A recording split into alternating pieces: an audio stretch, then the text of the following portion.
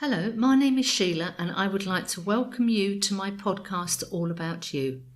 I love to listen to podcasts and especially conversations with famous people. However, I think everyone has a story to tell. Maybe a place you have visited, a hobby you enjoy, or anything that you feel would be of interest. I want to have conversations with lots of different people and hear their stories. So if you have a story to tell, please contact me on my email allaboutyoupodcast@yahoo.com.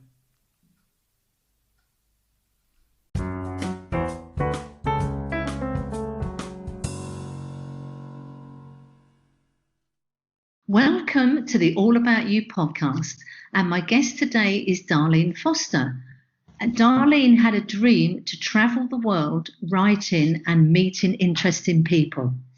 Well, she has brought this to life because she has combined her dreams and has written a series of children's books called Amanda Travels, which tell the story of a 12-year-old Amanda traveling around the world and solving mysteries on her journeys. Darlene, welcome to the All About You podcast, and thank you for being a guest. Thank you for inviting me. You are very welcome. So, Darlene, you're originally from Canada, but you now live in Spain? That's correct, yes. Mm-hmm. So how did that come about? Well, I'm from Alberta initially, in the prairies of Canada, and then I lived in Vancouver on the West Coast for 25 years. I always wanted to retire someplace warmer. And my husband is British, and his parents had retired to Spain a number of years ago, as many people do. And we'd come to visit them in Spain often, and we really liked it. We loved the culture, the food, the people, everything about it. And so when we were deciding where we would like to retire to, Spain came up, and we thought, let's just give it a go. And we did, and we're happy we did. Oh, that's perfect. It was certainly the weather's a lot better in Spain than it is in Canada, so I can understand the move. So, Darlene, you say you have a love of traveling. So did this give you the idea for your books about Amanda? Yes, it definitely was my desire to travel as a child, but I didn't actually get on an airplane till I was, I think, 27 years old. I always wanted to travel. And I went on a really interesting trip. I went to visit a friend in the United Arab Emirates, and I spent 2 weeks with her there, and I absolutely loved it. And when I came home, I thought I'd like to write about that experience. But everything I wrote, and I wrote from an adult's point of view, just came across kind of dry. It wasn't as exciting as I felt while I was there. The excitement wasn't coming through. And then one night I couldn't sleep, and I got up and I started doodling with a pen and paper, and I wrote a few paragraphs of the trip, but from a child's point of view, from a 12-year-old's point of view. And that worked so much better. So that's how the series started. From that came Amanda in Arabia, the perfume flask. I love this. I couldn't sleep. I had an idea, and then I sort of got up and put pen to paper. I've heard so many stories of entrepreneurs and people who have had this, I couldn't sleep. And it's often called like the 3 a.m. routine. You're lying in bed and your mind's wandering, and you hook onto an idea, and this idea is going to grow legs. So they literally get up, start writing or jotting things down, and then they build a business or they build some kind of activity or something. So I think you're definitely in that 3 a.m. group, definitely. I think once you relax and you lay down and you try to fall asleep, you sort of relax, and then the creativity can kind of come to the forefront. We're so busy during the day with, day-to-day activities that have to get done. And I think that sort of your mind allows you, it also stops you from sleeping, but it gives you the opportunity to come up with some ideas, whether they be entrepreneurial or creative or what. But you're right, I have heard this before as well. I'm not a good sleeper myself now, and I know I'm going to wake up about between sort of 2:30 and 4 o'clock. I purposely keep a pen and paper by the bed because when I wake up, I don't fight it. I think, okay, and ideas come, and I'm constantly picking up this pen and paper, scribbling something down, and then the next day I can't read it. Oh, well, that happens too. But yeah, I think this sort of 3 a.m. thing, as you say, maybe the body's relaxed and all these ideas come. So I think there's a big thing here. Okay, before we digress, how did you choose the name Amanda and why? Okay, when I started writing this story, my second granddaughter, was 12-year-old, and so I just thought I'd use her name because it worked, and it was like a working name, a working title. But by the time I was finished with writing the book, which took me about 3 years, I'd become attached to the name, and it worked. Amanda worked. I have to admit, though, that my oldest granddaughter is not pleased that I didn't pick her name. Of course, both of these girls are now grown up and married and have their own children. But at the time, I remember the oldest granddaughter saying, why didn't you use my name? And I said, well, Amanda was 12 and my character was 12. But I might have to write another series with my oldest granddaughter's name. Well, I was going to ask you, was there any reason why you chose a girl and not a boy? Why did we not end up with, Sam's travels or Patrick's travels? That's true, because I have one of each. I have a daughter and a son, and I have 2 granddaughters and 2 grandsons, and I could have done that. But I think I was writing it from the point of view of me as a 12-year-old. And so a female main character just worked better for me. So, Darlene, how many books are now in the series? There are 7 books available for purchase right now in the series, but the 8th book, Amanda in Malta, The Sleeping Lady, is due to be released on May 11th. So that'll be 8, and I'm currently working on book number 9, which is Amanda in France. I have a question. All these destinations where Amanda has her adventures, have you been to all these destinations? Yes, I have been to every place that Amanda has been.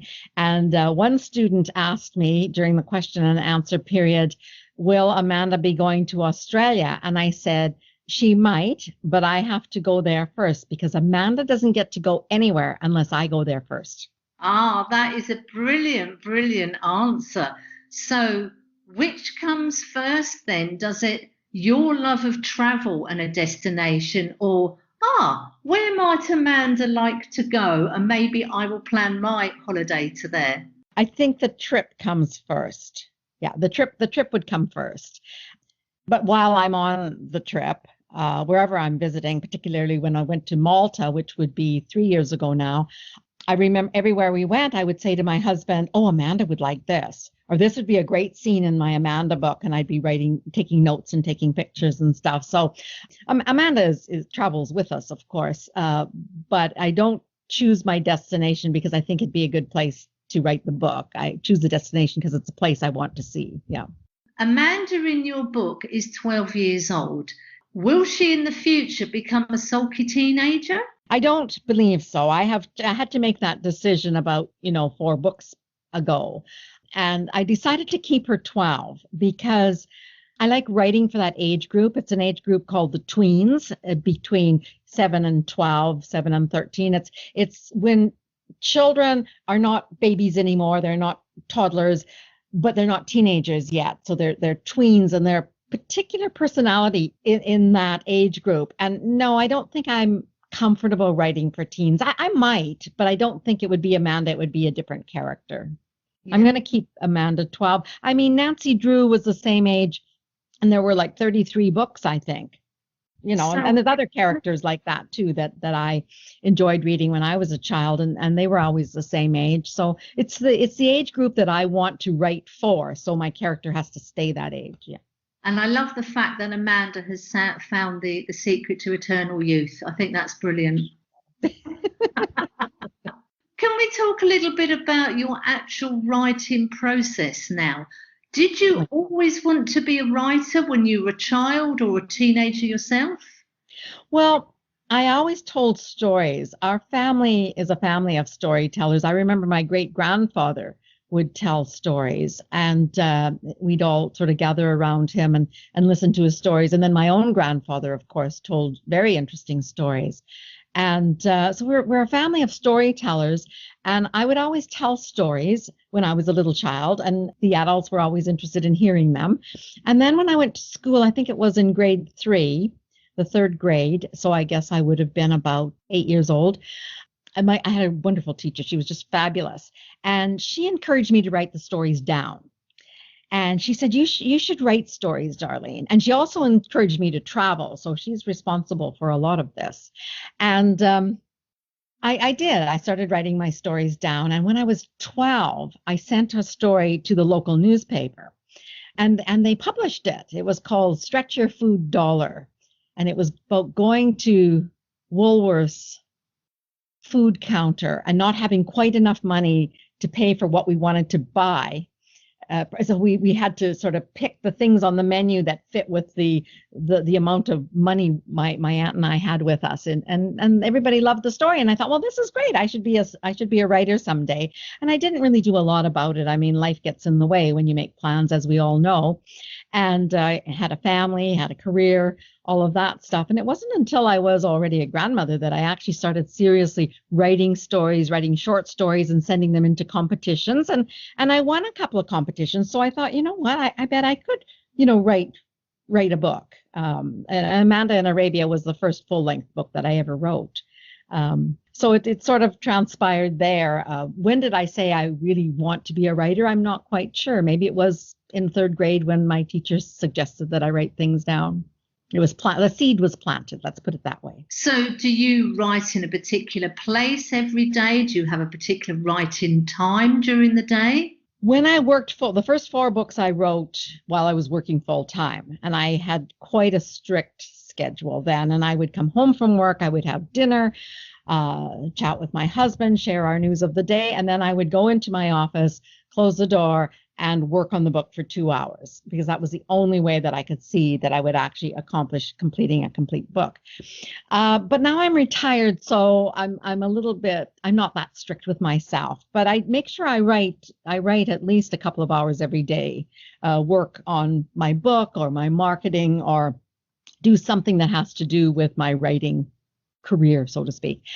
I have an office, the spare bedroom in our apartment here in Spain. We turned into an office for me because I do need my own space, but I don't always write there. I have a notebook with me all the time, and I'll write at the beach. I'll write in the car if we're going for a drive. I'll write at a coffee shop. And it's nice out so many times. And as I am now sitting on my terrace overlooking the orange grove across the road from me and enjoying the sun, and I'll often work on my book sitting on my terrace as well.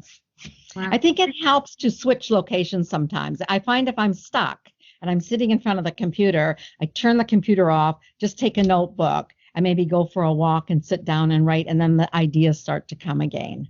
Mm-hmm. I can certainly relate to that, because I think sometimes, okay, I've got to go in my office, shut the door, and I'm going to sit. And we've seen it in films, and when you listen to interviews with other writers, when you feel you've got to sit there from 10 o'clock till 12 and write, your mind goes blank, you get writer's block, or you're against a deadline. So taking yourself away from that, in theory, okay, this is my writing environment, I can see how the creative juices will start flowing again. So, yeah. What did your husband think about your books? When you first started, did he think you were crazy? Was he supportive? I believe my husband has always thought I was crazy, so this would not be a surprise. But a crazy Canuck, he used to call me. No, he's quite happy that I've got something to occupy my time and occupy my mind. He has his interests as well. One of the things we did when we moved to Spain is he brought his motorcycle over with him, and he likes to go for motorcycle rides. And while he's out on his motorcycle, I'm usually writing. So that's a nice little balance, actually. When I do my book launches, particularly when we were still living in Canada and I was doing book launches and visiting schools there, he would come along along and be the photographer and take pictures. So yeah, he's quite supportive. He was excellent. When I wrote the book about Amanda in England, I was able to ask him a lot of questions to make sure I got some of the details right and that I was saying things correctly, like which side of the road they were driving on and things like that. So yeah, he's quite supportive. And of course, he puts up with me on our vacations or our travels, because I'm saying, you know what, we need to go down that little back alley and because I have to take some pictures because I'm pretty sure that would be a good scene in the next book. And he's perfectly happy to follow along. Yeah. What part of England does your husband come from? My husband comes from Yorkshire. He actually was born and raised in York, the city of York. It is very nice. York is my favorite European city. I absolutely love it. Yeah, we actually got married there. We flew from Canada to there to get married, and it was picture perfect. Yeah. All the places that you've written for Amanda's travels, is there a favorite that you just think, oh God, this is just it may not have been Amanda's, but it's your favorite? You know, I get asked that question a lot, and surprisingly, children in school ask that question. It's amazing the questions children ask, actually. And they ask me that. And my answer is always the same. It's like asking you which one of your children is your favorite, because you just get so attached to the location while you're writing the story and you're so involved in it. I can't really say that. I mean, I did write Amanda in Alberta, the Writing on the Stone.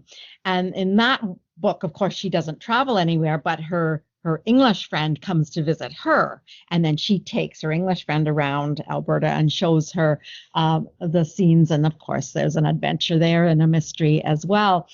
And when I started writing that one, I wasn't that enthusiastic because that's where I'm from. And I'm thinking, well, this isn't exotic or different. It's home. But as I got into it, I realized what a fascinating province it actually is. And I was quite happy writing it. And I actually picked up my, at that point, 10-year-old grandson, and we did a road trip to some of the sites I was going to put in the book. Even though I was familiar with them, I hadn't been there for a long time. And I got to see it through his eyes, through a kid's eyes, right? And I actually jotted some of the things he would say down and included them in the book. I called him my research assistant and thanked him at the back of the book, which he thought was wonderful. Oh. I guess if you had to pick a favorite, that might be just simply because it is home and it made me appreciate home all the more by writing about it. Mm-hmm. I think that's a very valid point, because we all take where we live for granted. And it's often not until we have guests who come to stay, oh my goodness, right, where are we going to take them? And then you start to research your own locality. You think, well, actually, we've never been to the museum that's probably, 200 yards down the road, or we've never been to see this parade. And it really makes you realise the jewels in your own city or your own town. So where would you like to visit now? I mean, we're in the situation where travelling is sort of not on our radar at the moment, but if somebody gave you a plane ticket to somewhere tomorrow, where would you like to go? Oh, that would be Australia. So yeah. You've never been to Australia? I haven't been to Australia or New Zealand, and I have friends that live there and have an open invitation to come in and visit them and stay with them, and they would take us around. But we have not been to the lands down under, not yet. So what part of Australia would you like to go to? Well, see, that would be a difficulty because it's such a huge continent, and we have friends in Perth and we have friends in Brisbane, opposite ends of the continent. So it would be tricky to decide where to go. But like anything, wherever I go, whatever I get to see in that country is a bonus, and I love it. And there's so many places I've been to that I'd like to return to, but if I get the choice, I always want to go to someplace new. I think that's a very valid point as well, because if you have maybe 3 or 4 days in a country or a city, you run around and look at everything and you think, oh, well, next time, we'll come back, we'll make sure we'll do this or we'll do that. And I'm often, let's come back. And my husband's like, no, let's go somewhere new. So I think it's finding that balance, isn't it, of coming back to somewhere and doing the bits you didn't do, or you go off and choose somewhere different. I mean, that's a really good point. When it comes to Malta, for instance, the first time we went there, it was a stop on a cruise that we'd been on, a Mediterranean cruise. And we really only had about half a day. We entered the harbor early in the morning. We actually watched the sunrise over the Grand Harbor. And then we looked around Valletta, and we absolutely loved it. But half a day isn't enough, especially for someone like me, because I don't run around and just look at things a little bit. I absorb them, right? So we decided that, and then the boat left, I think, at 1 or 2 o'clock in the afternoon. So we said, you know what, this is a place we have to return to. And we did. A year later, we spent a whole week in Malta. And I would rather go someplace and do a concentrated area. Like the first time we went to England, we just stayed in Yorkshire and we looked all over Yorkshire. And then the next time we went, we did the Salisbury Plain in that area. And another time we went to Cornwall and Devon and spent a whole week. Rather than spending a whole week trying to do all of England, you just get little snippets. I'd rather be immersed. Same with France. I've spent a week in Provence and I spent about 5 days in Paris and surrounding areas. So there's lots more of France to see. But I'd rather just concentrate on an area and see it really, really well, I guess. So do you do a lot of planning and working out what do you want to see and booking tickets in advance before you go, or you sort of footloose and fancy free when you go? Well, I'm an obsessive planner. Yeah, I love to plan, and I love to plan the vacations and the things, and I don't want to miss things. And I feel if you don't do some planning, I mean, I leave it somewhat open too, because I like to be flexible and spontaneous. If something comes up, I'd like to just do it. But also, I don't want to miss things. And I sometimes think if you don't do some planning, you will. And so I have my notebook with my list of must-sees, right? And make sure that we fit those in. I book accommodations ahead. I have in younger days been stuck without a place to sleep, and that is an uncomfortable feeling. I remember going with my grandparents on a small, short vacation, but we went to this place. It was a resort, and we got there, and my grandma hadn't booked ahead, and there was absolutely no place. And we had to drive miles and miles and miles to find some place. So it kind of spoiled the holiday, actually. And I thought to myself, well, I would never do that. So I've always booked ahead accommodations. Yeah. Certain sites you do need to book ahead or you won't get in. And it would be disappointing, right? To get someplace and travel all that distance and not get in. So, I think I plan more, but I do some things on the seat of my pants as well. Yeah. I mean, I'm very much like you. I am a planner. And I remember when we went to Brazil, I literally had this in the morning, this in the afternoon, and this in the evening, because we were only going to go to Brazil once. We wanted to make sure we did all the main things. And the one morning we had planned to go on to the Copacabana beach, because we literally stayed in a hotel opposite the beach. It was really cloudy, wasn't particularly nice. So we went for a walk along the beach. And a man came up to us and started chatting, and we were sort of quite wary because when we said to people we're going to Brazil, it was like, oh my God, you don't want to go to Brazil, don't do this, don't do that. We were a little bit wary, and he said, are you interested into football? I think he saw my husband's football shirt. Yeah. We ended up going with a group of people from other hotels to a football game at the Maracanã Stadium. When I look back on that, A, it wasn't on our plan. B, oh my God, I'm so glad the weather was bad. We met this guy on the beach. We had an amazing time. We met some lovely people. And it was just one of those, God doesn't always give you what you want. Sometimes he gives you something better. Yeah, exactly. Yeah, absolutely. So as much as you plan for things and it doesn't always work out, sometimes something even better drops in your lap. Yeah. I agree with you. Yeah. So you do need to leave the door open a little bit or be somewhat flexible. The day we were going to go to the top of the Eiffel Tower, it poured rain. And my friend who was taking us there said, do you still want to go? And I said, I said, because what is the point of doing that when we won't be able to see anything and enjoy it? Just to say that you went to the top. I said, we passed a museum of ceramics. a couple of times as we were going down into town. And I would love to go and see that. And it's indoors. And she said, really? Oh, I would love to take you there because it's one of my favorite places. So she hadn't planned to take us there. It wasn't on our plan, but it was a marvelous morning. And by the time we came out, the sun was out and we did something else. And so, yeah, you do have to be somewhat flexible. Yes. That's it. When life gives you lemons, you make lemonade. Lemonade, exactly.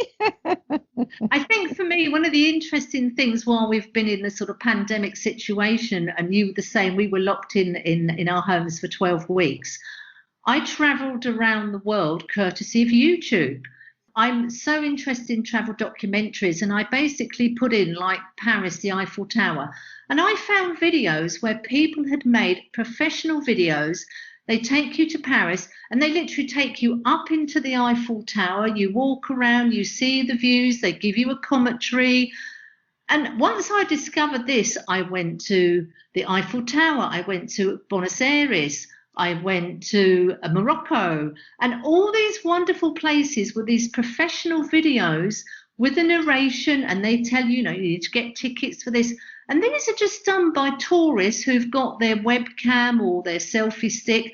The quality and the information they give you is just phenomenal. They are absolutely wonderful. And I use them as part of my research because even though the location is always a place I've been, every place or every scene that Amanda has in the books, I haven't been to every one of those places. For instance, I'm writing the Paris book right now, and Amanda goes into the Louvre, which I didn't do. I mean, I went there and I took pictures of the outside and I looked in the window and I saw the pyramid and had my picture taken by the pyramid and everything, but I didn't have time to go into the Louvre. For me, I would need a full day to do that, and we just didn't have that.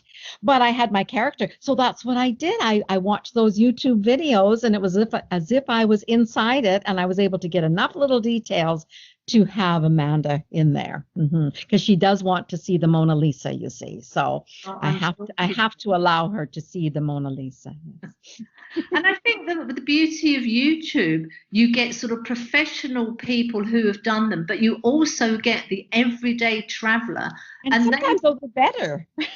That's exactly what I was going to say. I mean, whenever we go to London, I mean, I do love my day in London. Now I live in Spain. I tend to sort of stay in the same area.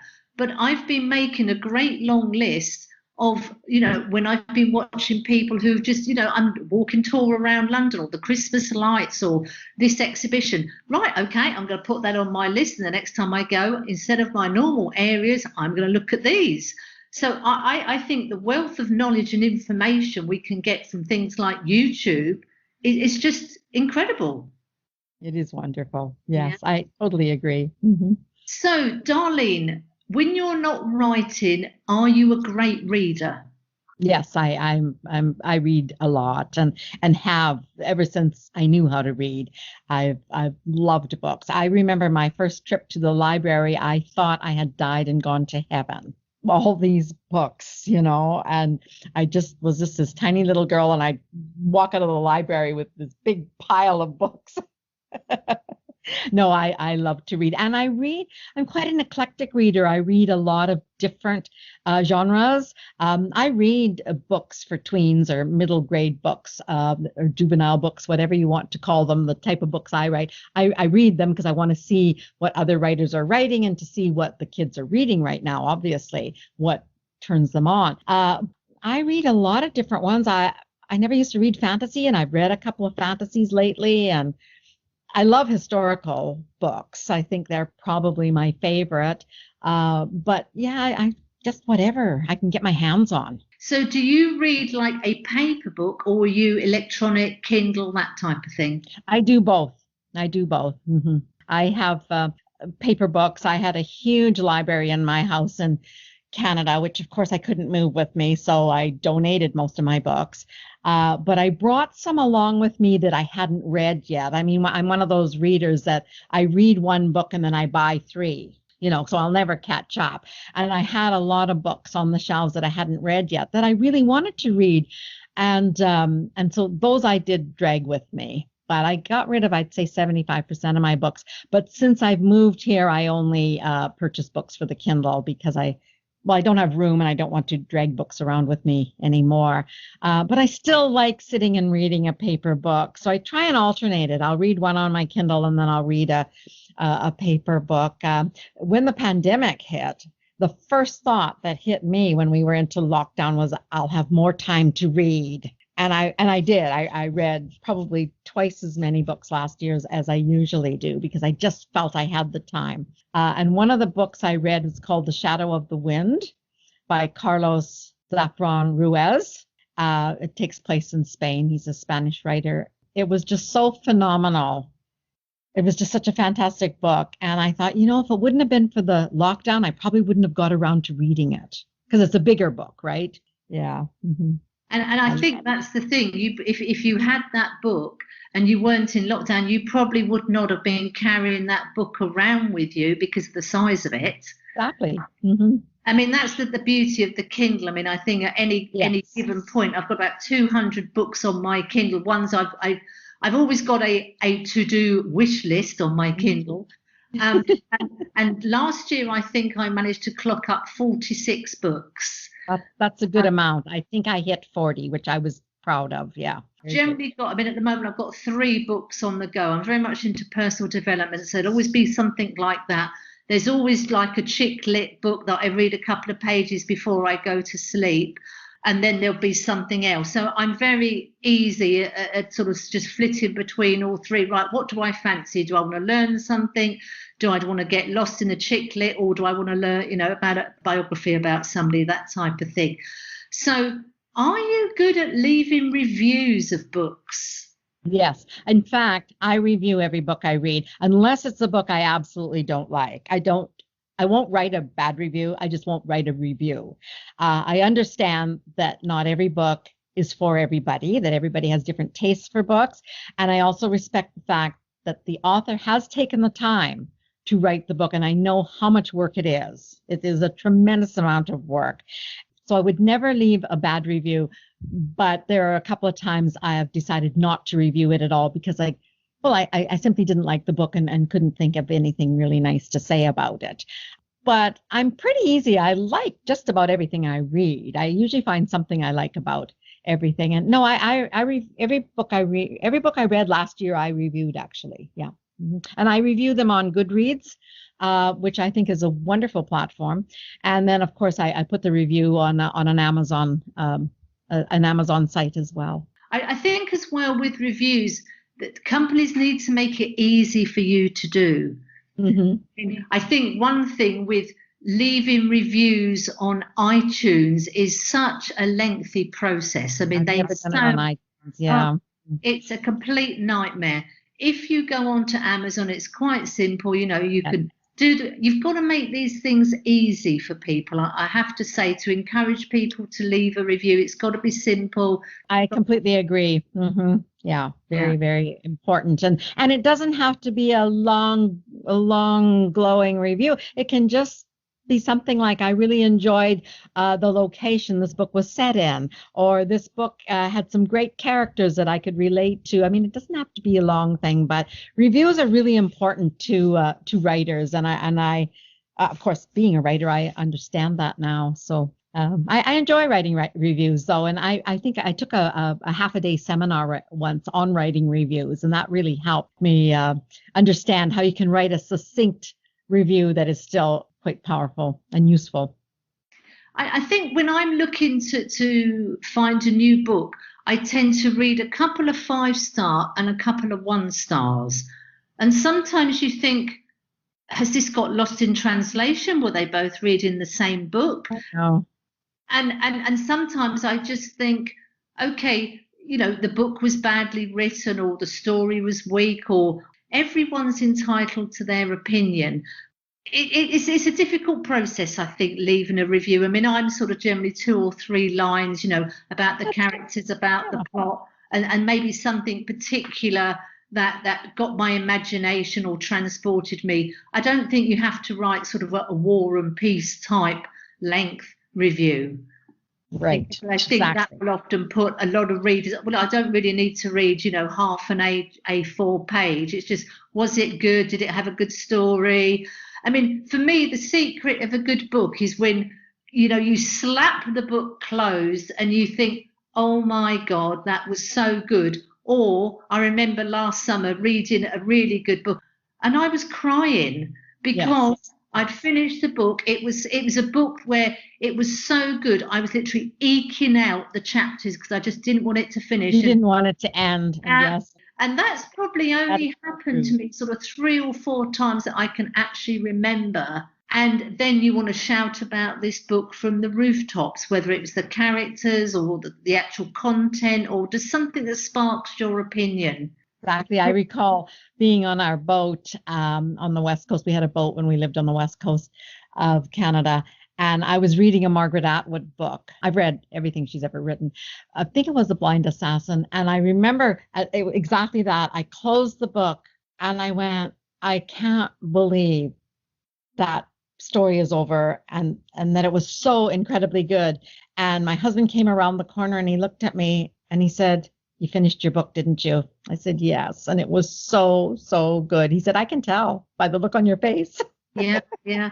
I think sometimes a book just talks to you, you get a feeling, you get lost in the story. It just makes such an impact on you, whether it's Mhm. tears of joy, tears of sadness. When people are learning another language, they often say, read something every day, write something every day, listen to something every day. Do you read a lot of books in Spanish now you're living here? No, I don't. I'm afraid to say I don't. I mean, the community I live in is made up of expats from all over Europe. And the common language here is English. And the few Spanish people that live here speak English.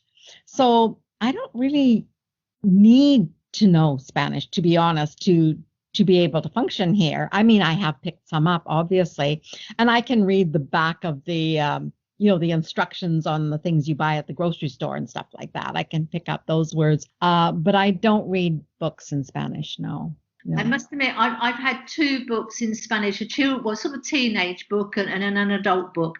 And it's just a work in progress, shall we say. Every so often I'll be inspired, okay, I'm going to do a page a day, and I do that for sort of 5 days and then realize how much Spanish I still need to learn. But, it's one of those things you dip your toe in every so often. My question to you is, reading is important for children. And I think particularly when they're learning to read, and one thing that always worries me is what's the best way to encourage children to learn and not kill their love of reading? Because when you're looking at learning English as a second language, some of the books they recommend have been the same books for years and years and years. Catcher in the Rye is one that springs to mind. And I think, okay, is the message no English books of any quality have been written since that one book? So that's why this has always been in the curriculum for years. And I think, okay, it may be a good book. Surprise, this is the same book on the curriculum for years and years. I'm very surprised to hear that. That's one of the books I read last year. It's been on my list to read for probably 20 or 30 years, and I finally read it last year. It's very dated. And even the writing, obviously, it's very good writing, but it's not the way North Americans speak anymore. To me, that would not be an appropriate book to recommend. I would think there's much better books for learning English that have come out since that book was published. I'm quite surprised. Yeah, exactly. Because I believe that to encourage people to read, everyone is different. Some people like romance, some people like horror. Whatever your genre is, if it's something you're interested in, you will probably read. Considering there are 26 letters in the alphabet, and the way those letters get combined to make the trillions of books that are available in the English language just blows my mind. I just don't understand how with 26 letters so many people can create so many stories. It's just incredible. It is, isn't it, when you think about it? And coming back to the question about young people and children, getting them interested in reading, and many people say, oh, because of computers and television and technology, children don't like reading anymore. And that's not true, because when I go to the schools, the kids are just so eager to tell me about the books that they're reading right now. And, Harry Potter is still very, very popular. And they've just about all got a copy on their desk of the book that they're currently reading. And children do like reading. And I think it's wonderful that there is such a choice of books, because if a young person finds a genre that they like, they'll be readers for life. And I think the problem is that maybe years ago, I don't think it's like that anymore, but years ago, they were sort of force-fed books, right? They had to read certain books. I believe the schools nowadays keep it quite open as to what, and they even let the children choose what book they're going to read next and stuff, or they vote on it. And it's even the not just picture books, but the later on graphic books, which are almost like a comic book. Kids love those things. And it doesn't matter what they read as long as they are reading. And it's great that there's such a selection and such a choice. Yeah, I think it's wonderful. I mean, I remember when I was in secondary school, in my English class, we used to have to read a book in the morning, and we would go around the class and everybody would read a paragraph. And then in the afternoon, we'd have a test. If you failed the test, you had detention. And Mrs. Cook, who was a wonderful, wonderful English teacher, we had this book, and I can't remember, but it was about children in Germany who were orphans. And whenever it was my turn to read, I would read perfectly, no problem. When it came to the test, I would fail the test. So every week, I was probably the only student who had to go to detention. And I remember one day, Mrs. Cook, my teacher, said, Sheila, I'm so sick of seeing you having detention over this book. What is going wrong? And I said, well, it's quite simple. I'm not interested in the book. I said, I can read perfectly. Yes, there's no problems with your reading skills. I'm just not interested. She said, well, the deal is if you fail the test, you have to have, yes, fine. Okay, well, just do your homework and absolutely fine. We finished the book. Every week I had detention. We changed the book. I loved the book. I never had detention. I was always getting 10 or 10. But from her point of view, Sheila, I'm fed up of seeing you in detention every week. Trust me, Mrs. Cook, I'm fed up of being here. But it's not a book I'm enjoying. And I think for me, I got over that. But I think a lot of kids, that could have killed their love of reading. And I know that it has, I remember talking to a friend, and, we often talk about books we've read, and we like, this particular friend and I enjoy the same books. And I had mentioned that I'd read James Joyce, and I really enjoyed it. She said, oh, I hate James Joyce. I was forced to read one of his books in high school, and I'll never read anything he's written ever again. And I said, well, that was because you were in high school. You were too young to understand what he was trying to say in the book. And speaking of Margaret Atwood, who's, probably my favorite Canadian writer, I've met her twice. And the one time a question was asked of her, what did she think of her books being part of the curriculum in high school? And she said, my books aren't written for high school students. They're written for adults. High school students will not understand what I'm trying to get at. She said, I don't know why they would be teaching using my books in high school. Yeah. This is the exact point. The author, I'm sure most authors have a target audience. Yes.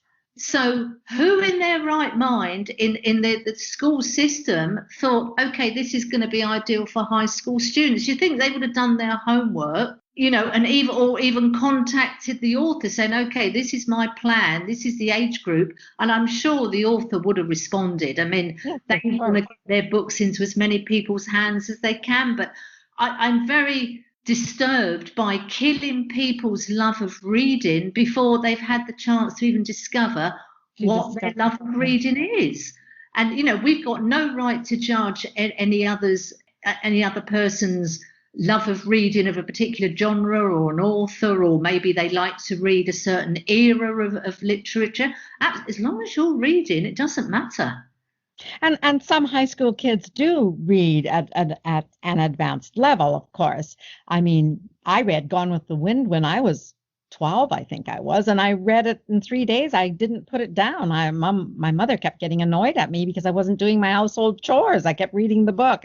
I was so involved in it, and but not all kids are at that level. So I think, and giving teachers credit, of course, they by choosing a book by James Joyce or Margaret Atwood or a a well-known, a well-established author, they're trying to show students what good writing is all about. I understand that. But they can also use Harry Potter or something that's a little bit more to the students' taste.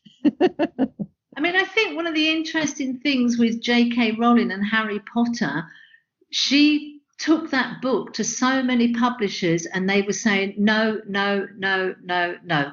And then finally somebody said yes. And as we know, was it written for children or teenagers? We don't know. Kids read it, teenagers read it, adults read it, everybody reads it. It's written on a number of different levels. So it is written to appeal to many different readers' ages. I recall getting on a ferry to go from Vancouver to Vancouver Island, which is about an hour and a half ride. I always took a book with me. And I got on the ferry. It was very busy. It must have been a special long weekend or something. And there was only room for me to sit with a family. And it was a family of 5, a mom and a dad and 3 boys. And each one of them was reading a Harry Potter book.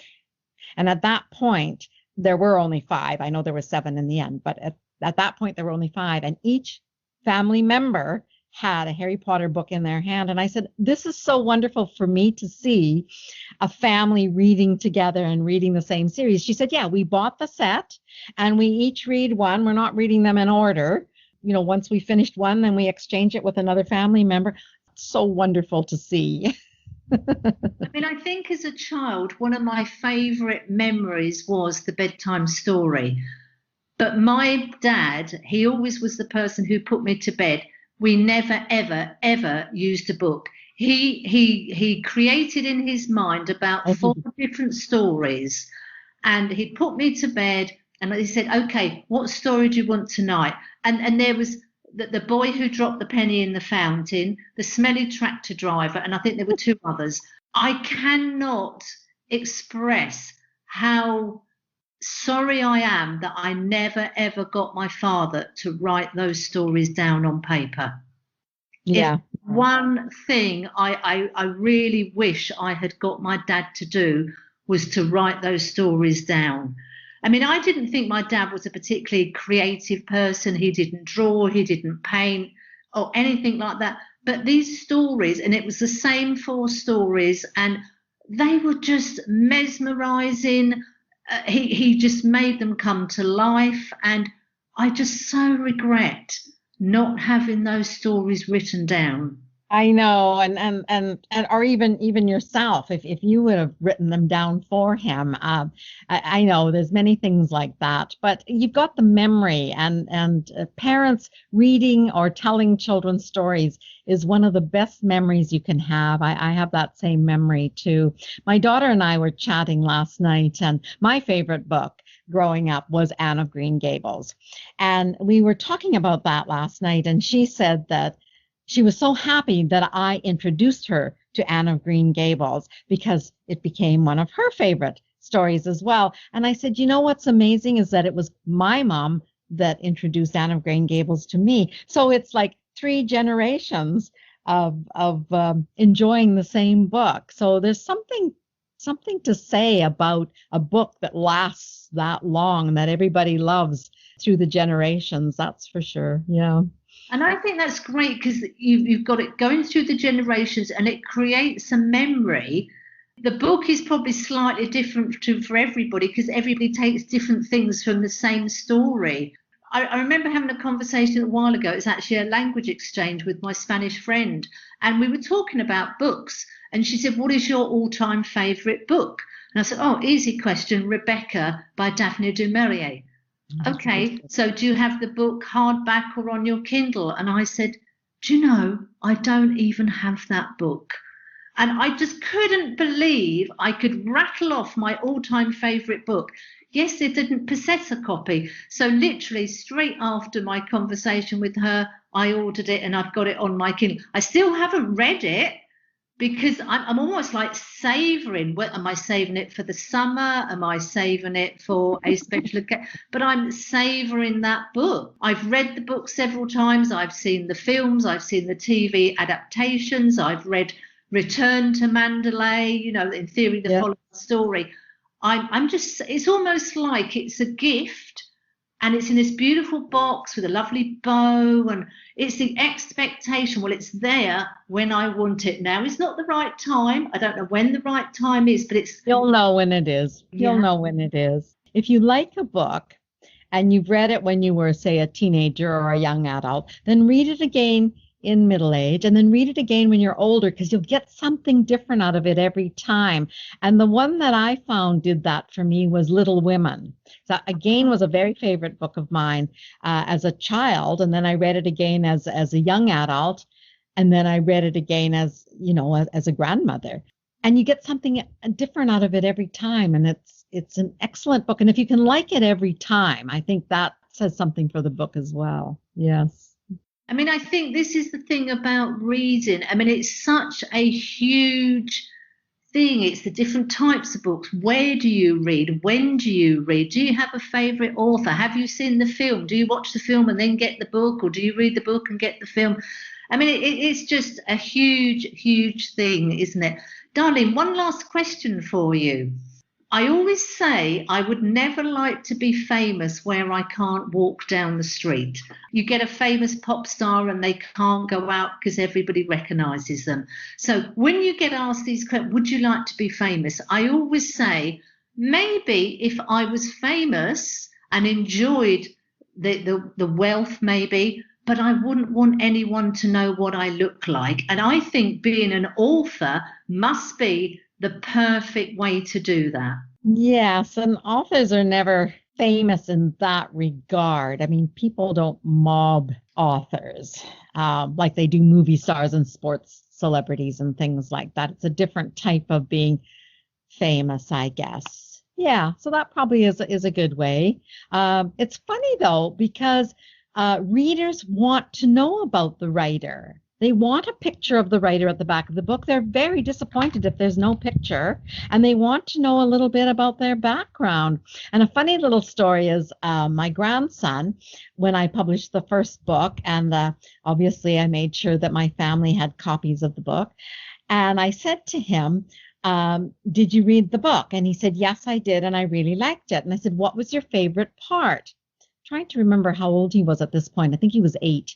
I said, and what was your favorite part? He said, the last page. I said, oh, the end. You liked how it ended. No, the last page. And of course, the last page has my picture and my biography. Oh, bless. I mean, your heart must have been so swelling over. Definitely. Oh, I thought that was so sweet of him to say that. But I have noticed that, especially young kids, but I know myself, but sometimes before I finish the book, I flip to the back and read the bio and look at the picture. People want to know who created this story. Yeah. So do you think everybody has a book inside them? Do you agree with that statement? I think everyone has a story inside them. I don't think that everybody is capable of expressing that story on paper, because it's a different thing to be a good storyteller than it is to be a good writer. And that is, I think, the biggest lesson I learned through all of this. I mean, you learn a lot, and I'm still learning, of course.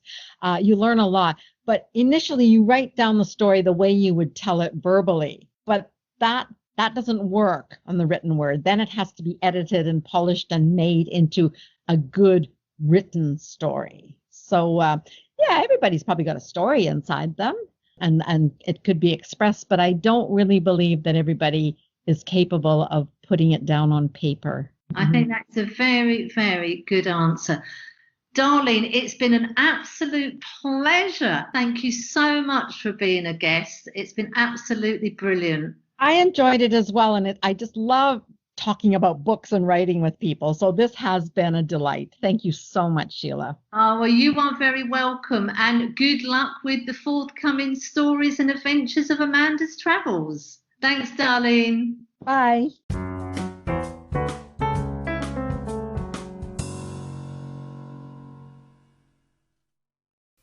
I hope you have enjoyed the conversation.